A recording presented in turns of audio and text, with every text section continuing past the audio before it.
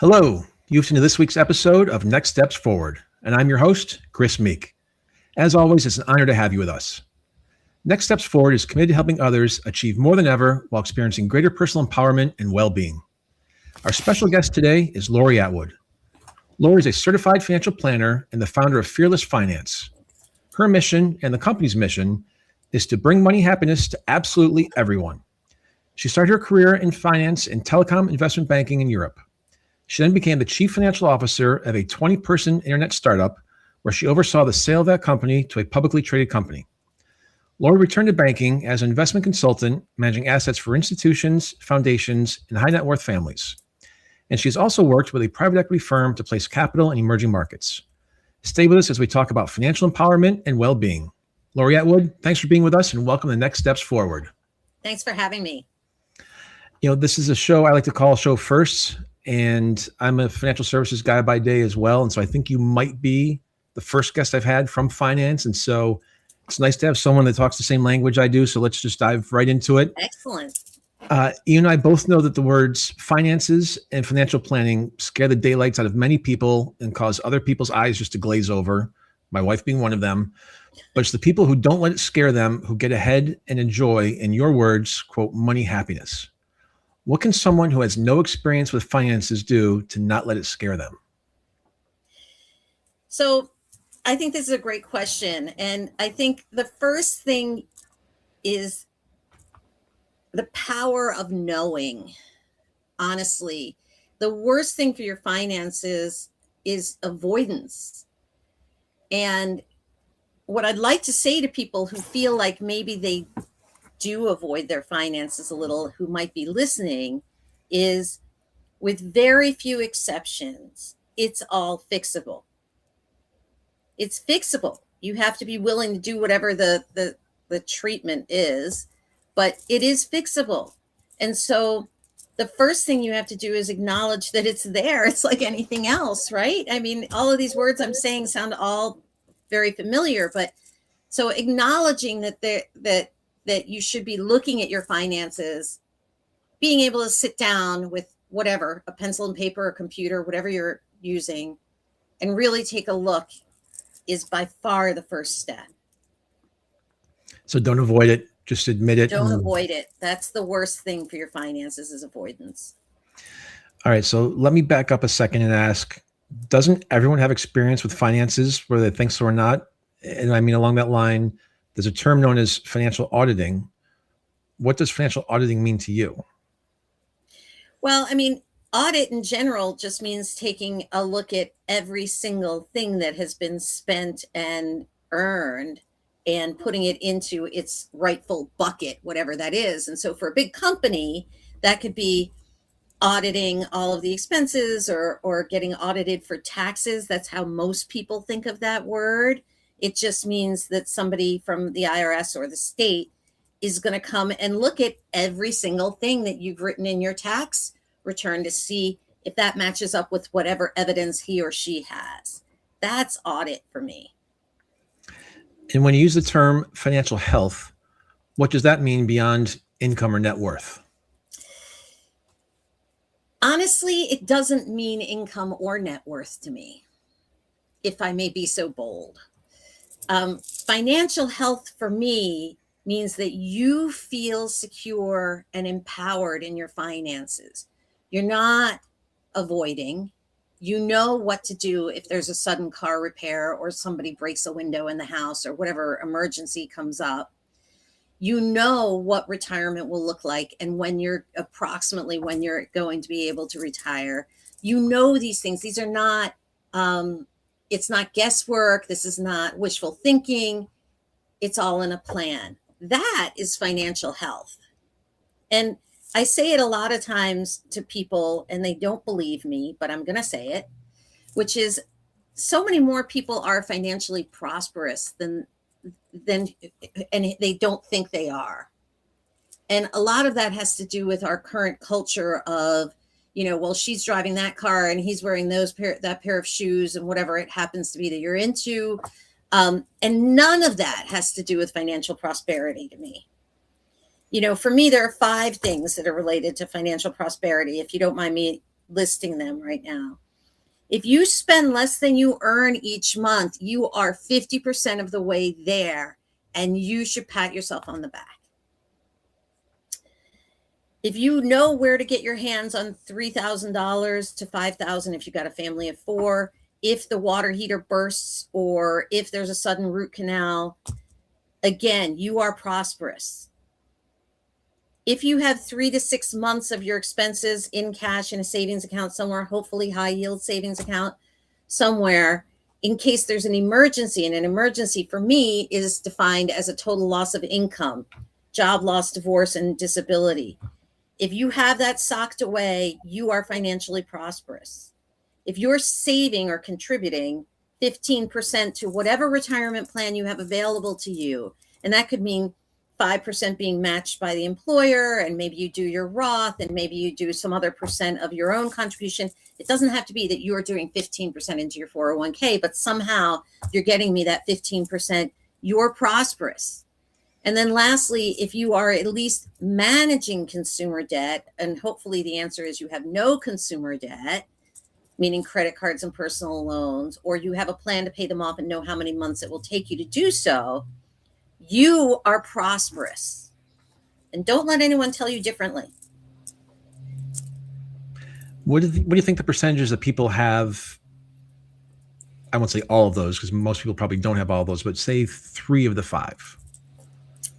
Unfortunately, in America, it's quite lower than we would hope and expect it to be. I mean, there's some statistic that some fabulously high amount of people could not put together what I'm calling a rainy day 3,000 to 5,000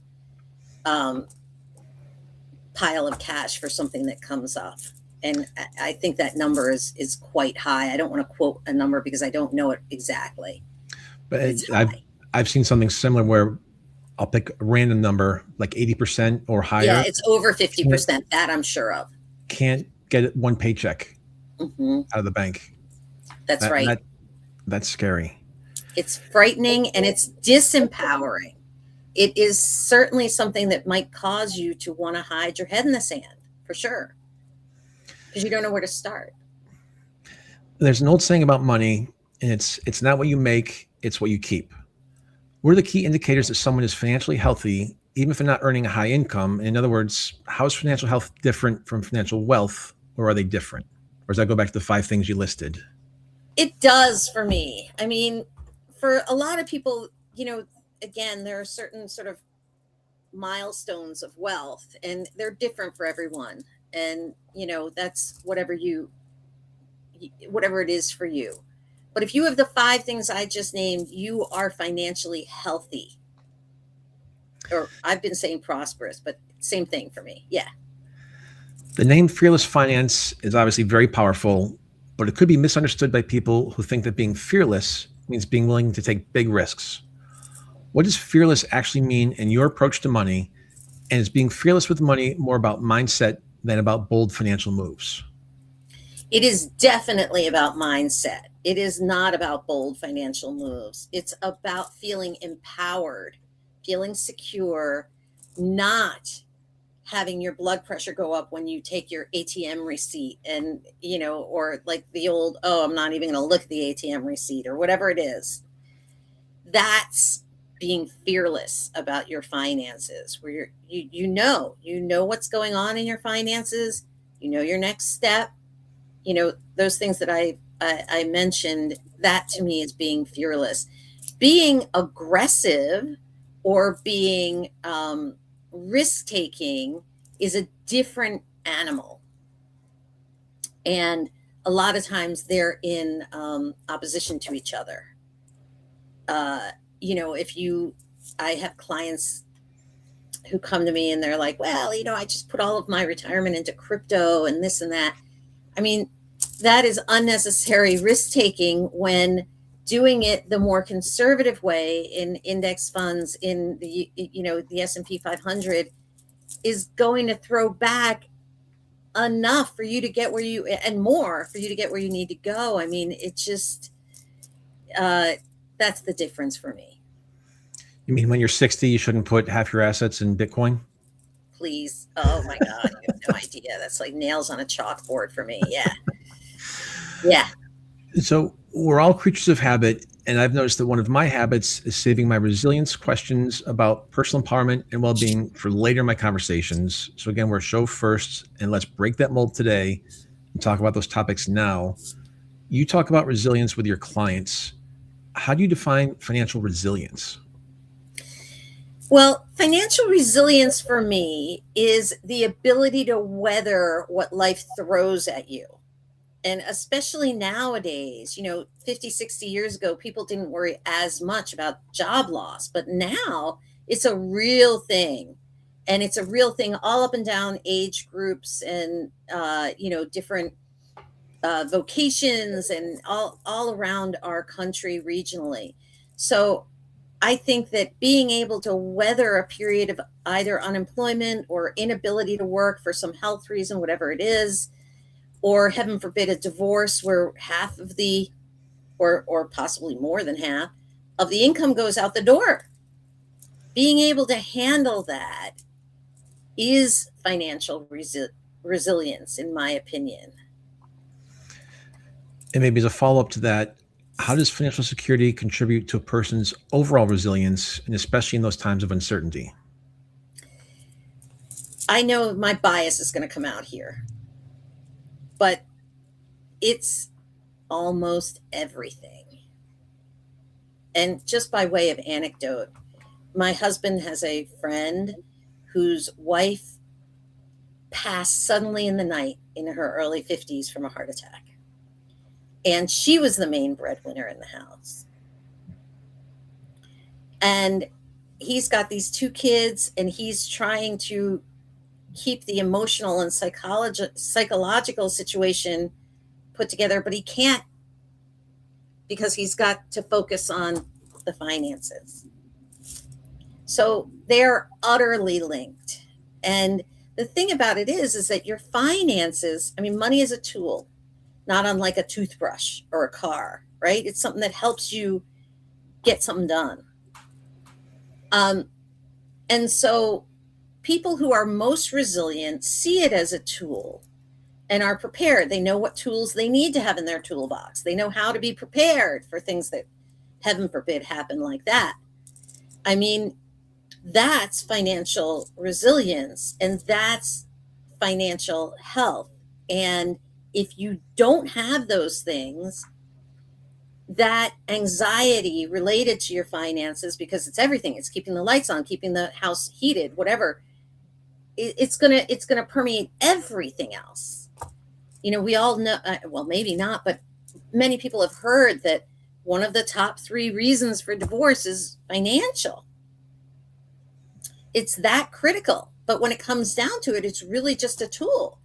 And in couples, a lot of times the struggle is that their habits and their financial backgrounds they differ so much, and they just can't, it becomes a blaming session and guilt and this and that, and they can't get a pattern or a workable plan going. Because once you have a workable plan going, the finances just simply, they don't matter that much. And then you're able to build your resilience in other ways. We can see where our financial health and security can contribute to our emotional security, but is it possible to flip that script? And by that I mean, can emotional security somehow contribute to our financial health? Okay. I'm going to say something that's probably not going to be typical, but here we go. The most important thing for your financial life is your happiness, period. Period. If you are unhappy with your body, your relationship, your job, your house, whatever it happens to be, that will all come out in your finances, and not in a positive way.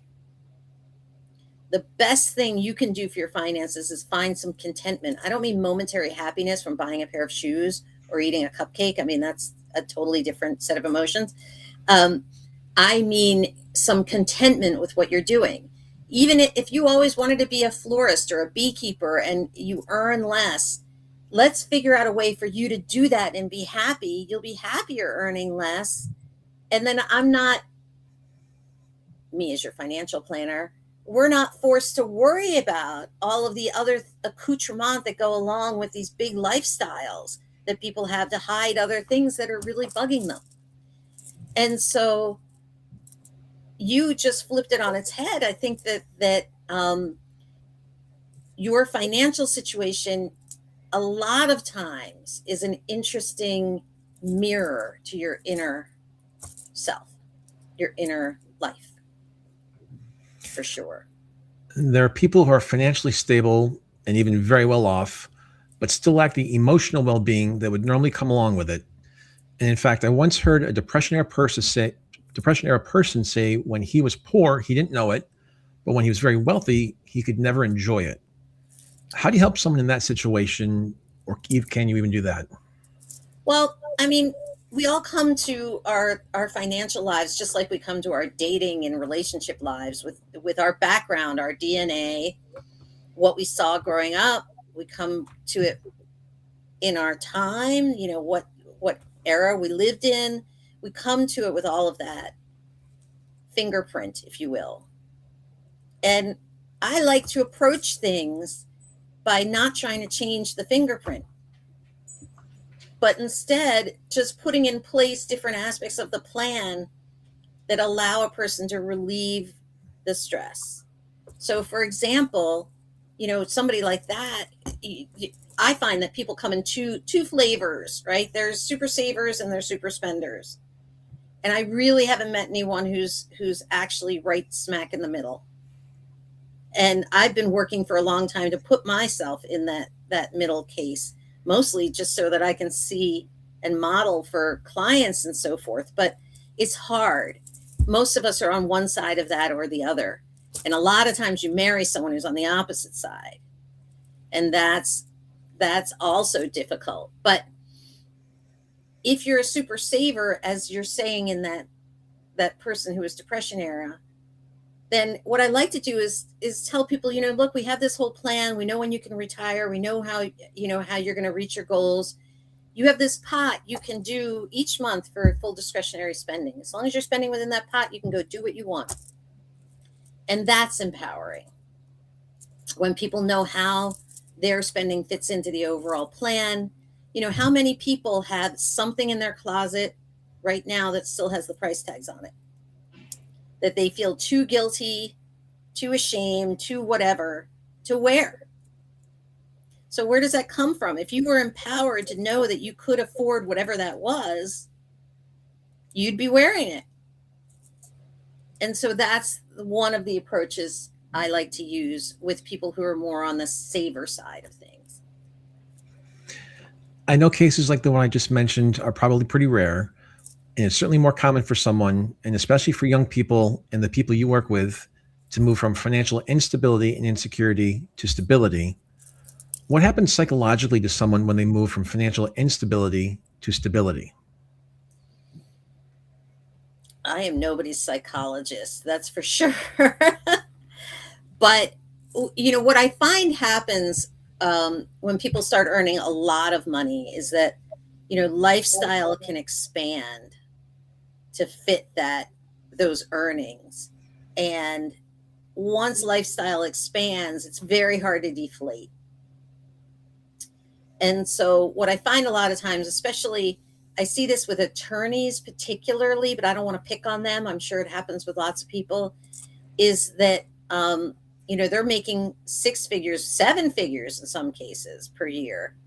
And the lifestyle, there's the private school and the 6 nannies and all the stuff. And then they sit in my office and they're like, I hate my job.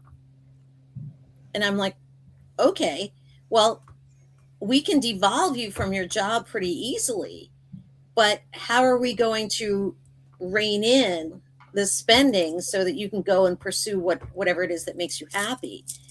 And so what I like to say to people is, when you're going from sort of struggling grad student or whatever to a great deal more prosperity, is keep the lifestyle growth in check so that you leave more of your options open, because you are not necessarily the person you're going to be in 10 years. So my listeners and viewers know that I'm a big country music fan. And there's a famous quote in one of the songs I like. And it says, "Do what you love, but call it work." And so it's along the same lines that you're referencing That's there. right. And so I appreciate you highlighting that. Maybe as a follow-up to the lawyers making seven figures, but they hate their job. What does having enough mean to you personally? That's an interesting question. I definitely would consider myself as having enough, and hopefully my husband is listening to this somewhere. Um, Again, if those five things are ticked, you're most of the way to having enough. And having enough is a psychological thing. It's not really a money. Again, money's just a tool. Like, we don't blame our toothbrush for a lot of things. It's just a tool.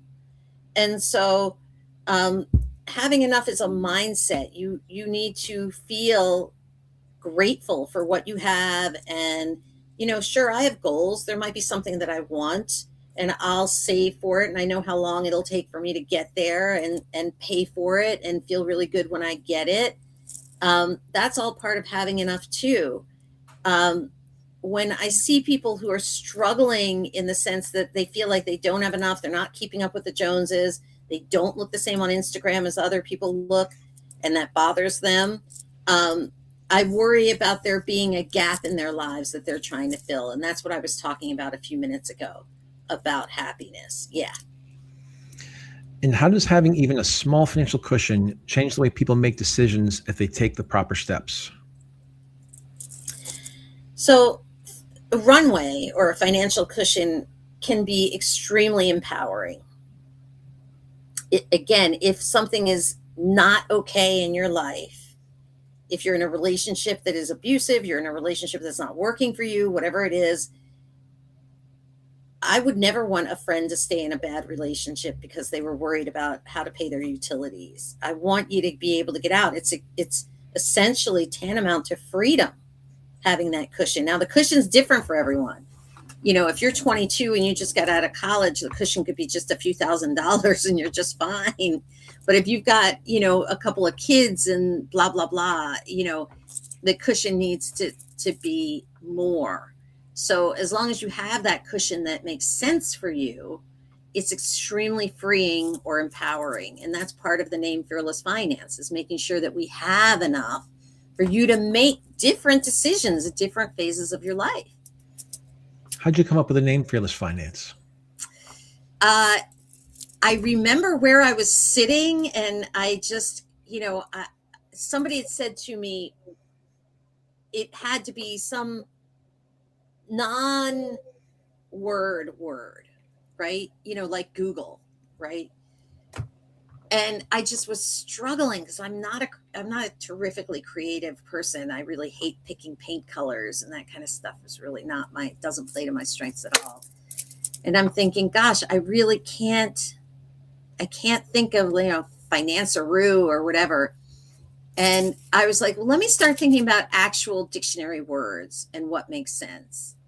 And I was like, what do I want? What do I want people to feel? And it was like, it just came out like as fearless. Yeah. Love it. I love those stories. Thank you. In your experience, have you seen someone's mental health improve as their financial security or even just financial clarity or knowledge have improved? Definitely. Most definitely. In fact, I had a client say to me that I was much better than any antidepressant any doctor had ever put her on. And that I take as like the highest possible compliment.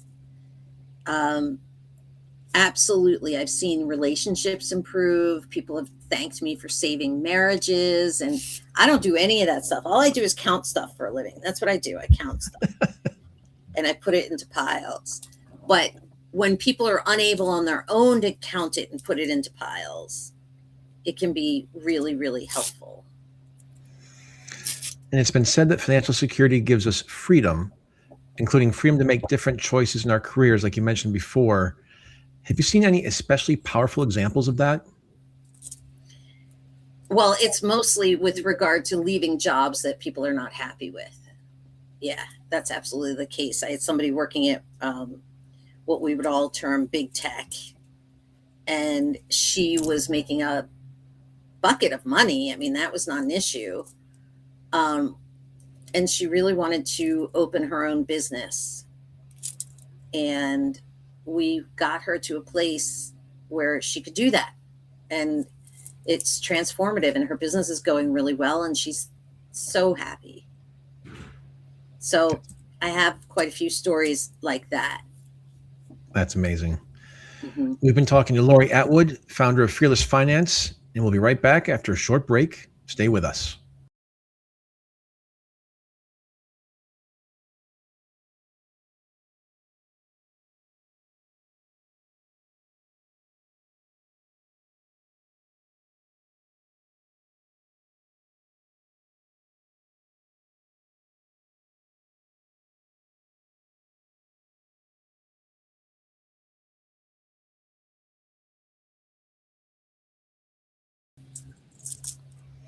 And we are back. I'm Chris Meek, host of Next Steps Forward, and my guest today is Lori Atwood. Lori is a certified financial planner and the founder of Fearless Finance. Her mission and the company's mission is to bring money happiness to absolutely everyone. Lori, I mentioned at the top of our conversation that your finance career began in telecom investment banking in Europe. What motivated you to move to Europe? And I don't know why, but I had an image of someone sipping cocktails along the Seine in Paris while making investment deals. What was the reality of your job? I was in London. Sorry, not in Paris, although I did spend a fair amount of time in Paris. I wanted to live abroad after grad school. That I knew. And the best way to live abroad that I knew was to go to an investment bank, because you'd make enough money to do all the other stuff that I wanted to do, meaning travel mostly, you know. And so I got myself a job at an investment bank, but as anyone who's ever been in that kind of finance world, first of all, back when I did it, there were very few women doing that. And secondly, so that's a challenge in and of itself. And secondly, you know, I worked all the time. I was all around Europe, and, you know, I spent 6 months in Milan and, you know, doing different deals. And you get to live in these places, but you're not a tourist in those places. What it did teach me, and I think investment banking is particularly good at this, I'm sure there are other things that are too, but this is my experience, is understanding how to value things, how to take a deal apart, like, and figure out where the components are that make sense for the deal. And that I've applied in every single aspect of my life, including parenting. What trade am I willing to make? And so I'm very appreciative and grateful for my years of investment banking, hard as it was, because I think that I learned how to value things. I learned how to see where the deal lies. And those are very precious experiences. I'm smiling when you talk about transitioning or transferring that to being a parent, and, you know, what trade are you willing to make? That sounds very similar in my house as well. That's right.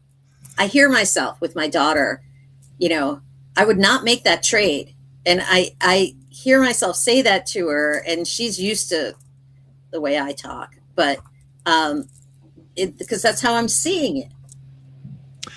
And to your point about, you know, being all around Europe and not being a tourist, one of my closest friends and fraternity brothers from school was also an investment banker when he graduated, still is. But he used to chew ice to keep him awake because he was working, 22 hours a day. And so totally understand that, and just want our listeners to understand that, you know, investment banking doesn't mean you're jet setting it wherever you want to, whenever you want to. You are not. No, it's quite the opposite. No, there are many, many, many days and nights that I spent overnight in the office. Yes. Until I moved to the trading floor. The trading floor is a different ballgame. Yeah. And that was the world I grew up in. Yeah. When you left that job as an investment banker, you became the chief financial officer of a 20-person internet startup. Startups, and especially internet startups, are often fighting for their lives every day. What was the pull that drew you away from investment banking and into the startup world? This was the first internet bubble. And I was young, and a friend of mine from college had started this company out in San Francisco. And he's like, I need to raise money. I don't really know what I'm doing. And I was like, I can do that. And so that's what I did. I loved San Francisco. It's a beautiful city. That was something different as well. But again, it was that same deal skill set, raising the capital, structuring the company so that it was ready for that, and then eventually structuring it to be sold, which is what we were fortunate enough to do. And all those skills came from M&A. So you oversaw the sale of that company. What was that experience like? And did you basically work yourself out of a job? I absolutely worked myself out of a job, which was fine at that point. No, I mean, anybody who does finance knows that whenever there's a purchase or an acquisition, the finance team goes, because people like to have their own people who count stuff. And that was absolutely fine with me because I was pretty tired by that point. And I took a year off, which was really nice in San Francisco, and then decided what I wanted to do next. So I absolutely happily worked myself out of a job. Yeah.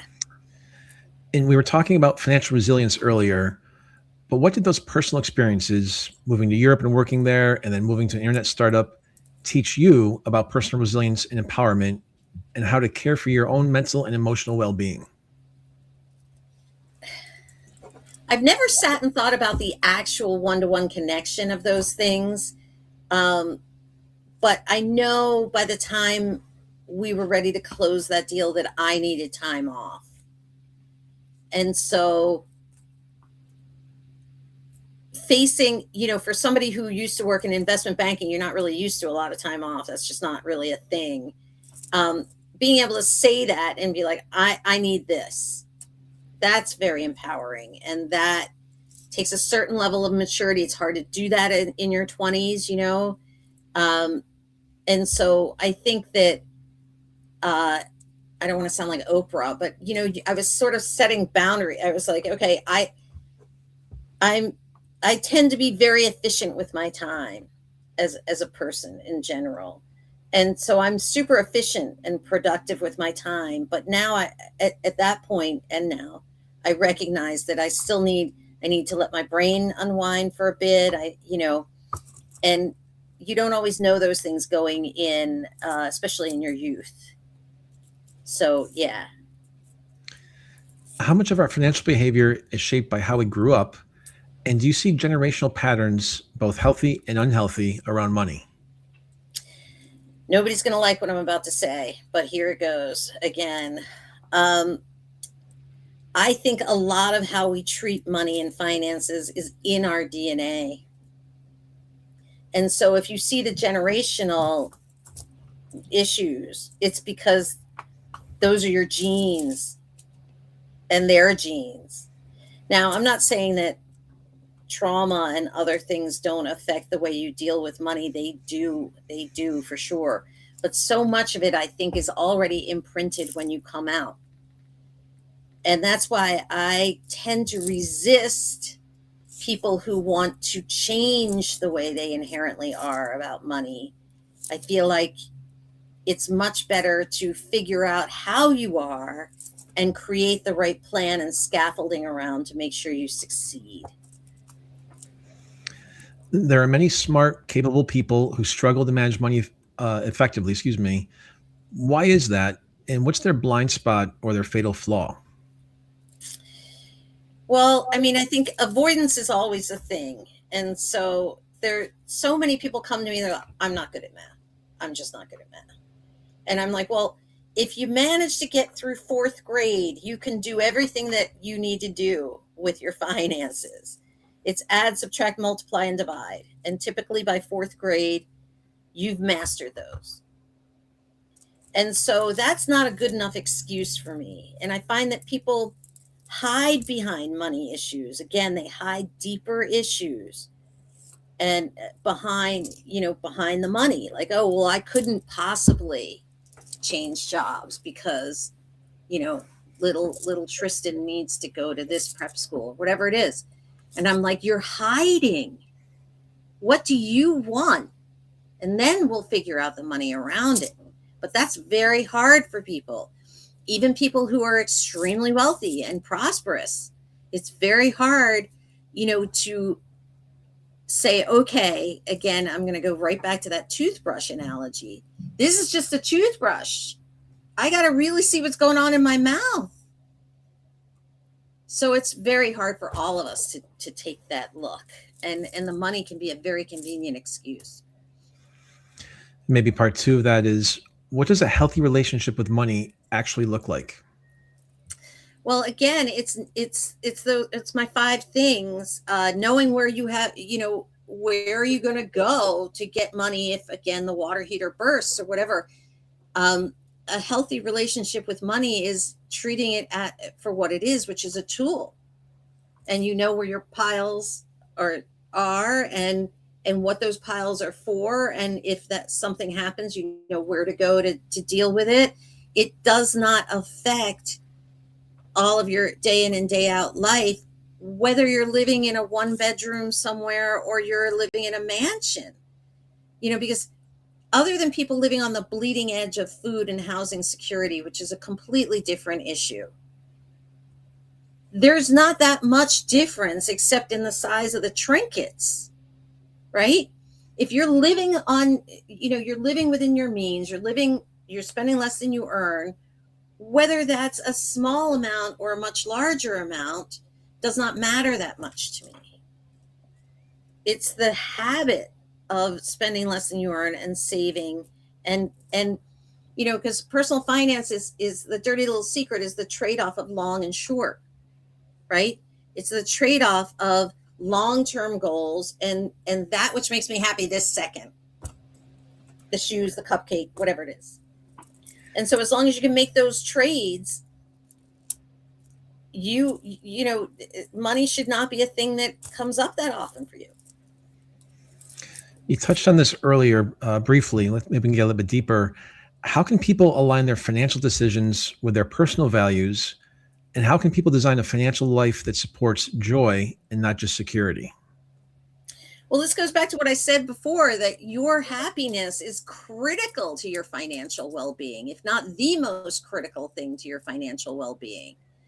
And so looking inward and seeing what's really bugging you, because it's not the money. Like I said, the money's just a tool. It's something that is manifesting itself with money. Again, I'm not talking about people on the bleeding edge of food security and housing security.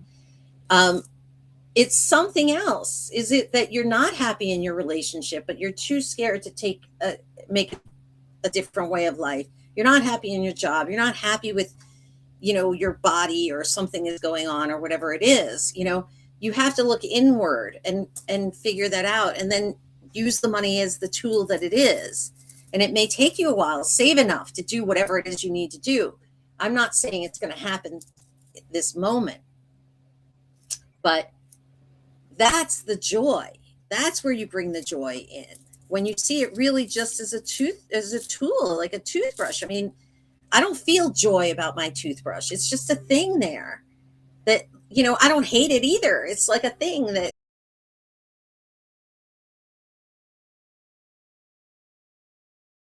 it's like, it's still the age of confirmation. No matter what decisions you make, people want to confirm with somebody that they deem to be an expert that it's the right decision. It's not the age of information. There's information everywhere. There's overabundance of information, if anything. And so I think that it's about kind of figuring out where the holes are in your life.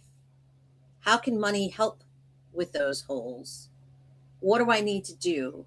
And a lot of times that does require another human to allow you to step back, because we're so in our own heads, and count and do what I do, count things and put them in piles and say, look, this is what it looks like if you leave your job. This is the set of sacrifices that you should consider making to do that. And it's fine if you can't do that alone. I don't fix my own car. I don't drill my own teeth. I don't do that. I go to someone who can do that for me. And that's the same here. There's no reason to believe that you should be able to handle all of your money stuff on your own. About 2 in 3 Americans say they feel that they're behind on their savings goals. First, can that many people actually be wrong? Are they really behind, or is it that more of a perception than a reality? And then secondly is, if it is reality, why are so many people falling behind? I've got to ask, what are their savings goals? Right? I mean, that's a very, very, very subjective and relative term. Just by way of example, like I'll have a list this big of stuff I want to get done on the weekend for the house. My husband has a list this big. So he always feels behind.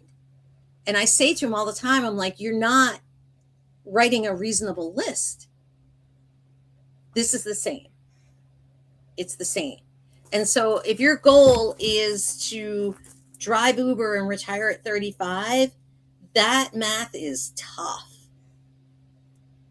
But if you have other goals that are more achievable, then, I think many times we can get them done.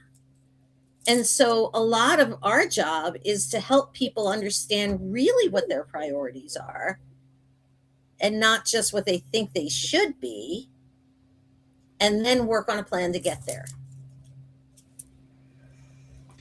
We're reminded constantly that there's no substitute for time because of compound interest.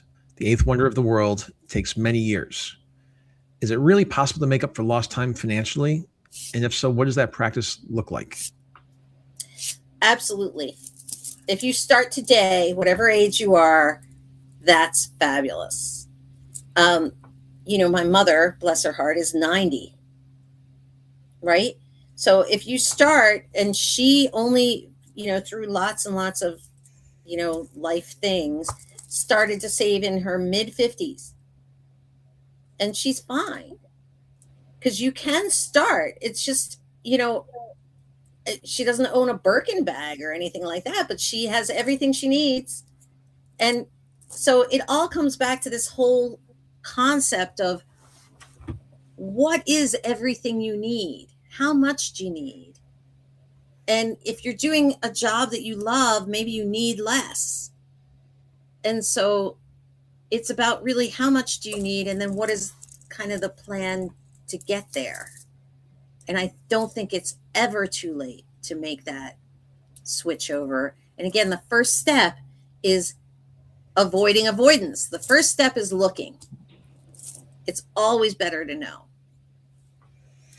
And staying on compound interest, there's a saying that goes, he who understands it earns it, he who doesn't pays it. Do you talk to clients about the dual nature of compound interest, how powerful it can be for investors and dangerous it can be for borrowers? Yeah, I mean, we talk about these things all the time. I just had a client the other day, and, he was saying, well, should I just take a mortgage out for that? And I'm like, you can pay for this. You don't need a mortgage. And now, I mean, it's one thing to say when mortgages were 2.3%. It's a completely other thing to say now. And so I do feel like it's surprising how kids come out of a basic public school education and don't understand those things. And so there's a lot of sort of education that should be happening around that isn't. And so a lot of our job is just helping people understand. Let me say it this way. If you took $400,000 in 2009 and put it in an S&P 500 index fund, you'd have 3.11 million today. That's compounding. And so when people come to me and they're like, well, should I buy, should I rent? And, they hear all kinds of things on the internet and everywhere else. I'm like, let's do some math. Because that's really where the answer lies. But yeah, you're right. The math can go the opposite way really hard and really unpleasant in an unpleasant way. If someone is just trying to become a financial adult, what are the first 3 steps they should take this week? And what's one simple habit that can create immediate momentum for someone starting late? The first habit is is to look and to figure out, add up all the income after taxes and benefits and retirement savings coming into your household, and then make a list of all the recurring expenses and all the special once a year expenses, like maybe camp or something like that, and subtract. If you do that, you are more than 50% of the way toward financial wellness. Honestly, that's the first step. In terms of habits, the habit is consistently spending less than you earn. It shouldn't be just like, oh, this month I didn't spend as much as, I didn't spend over what I earned. No, it has to be consistent. And it does mean foregoing things that make you feel good sometimes. And so you have to be ready to do that. You have to be ready to wear the same dress to something. You have to be ready, to be driving the car that's 8 years old. And that's it. It's just, I wish it were more glamorous than that. It's not. So the first step is always knowing what's going on. And then the second step is making sure you're consistently spending less than you earn each month. And how do you prioritize savings, debt, and investing when everything feels urgent? Yeah, this is an interesting question. The most urgent thing is that you spend less than you earn each month. So nothing is more urgent than that. And so as long as you kind of get that, there isn't anything more urgent than that. So I would say that you should be prioritizing spending less than you earn each month, and then secondarily making sure that you're saving whatever the excess happens to be. And if you're not saving it, then you're using it to pay down consumer debt or whatever it is. And for people who might be starting late, what are the biggest mistakes they make when they're trying to catch up too quickly? I would say the biggest thing that I see that really bugs me is when people are holding consumer debt, credit card or consumer loans or whatever it is, and they're like, oh, I got a little bonus. I'm going to throw it at this credit card, or this month I'm throwing I have $1,000. I'm going to put it toward the credit card. I don't like that, because you're essentially robbing Peter to pay Paul, right? You're throwing more money at the credit card, but then you don't have the money when the whatever the cable bill comes due. And that's a cycle on and off of the credit card. So if you come to someone like me and I say, okay, well, you have $215 a month to put towards your credit card, that's the number. Don't try and throw $1,000 at it, because you're just going to take money from that's already been earmarked for something else. So that's a frustration I have.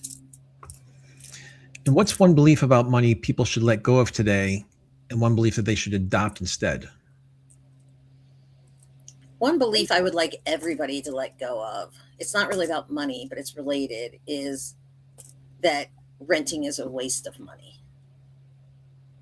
If that could just be burned up and gone, I would be so much happier. Because the example I just gave you of the 400,000 being 3.11 million, that was a down payment for someone. And guess what? That house is not worth 3.11 million. So people who go around thinking that renting is throwing away money are simply wrong. When I was on the trading floor, none of the traders owned a house. They all rented because they knew this. And so I don't know who it was that started getting people to say that renting is throwing away money. It's not. You're paying for the flexibility. You're paying to use that money in some other fashion.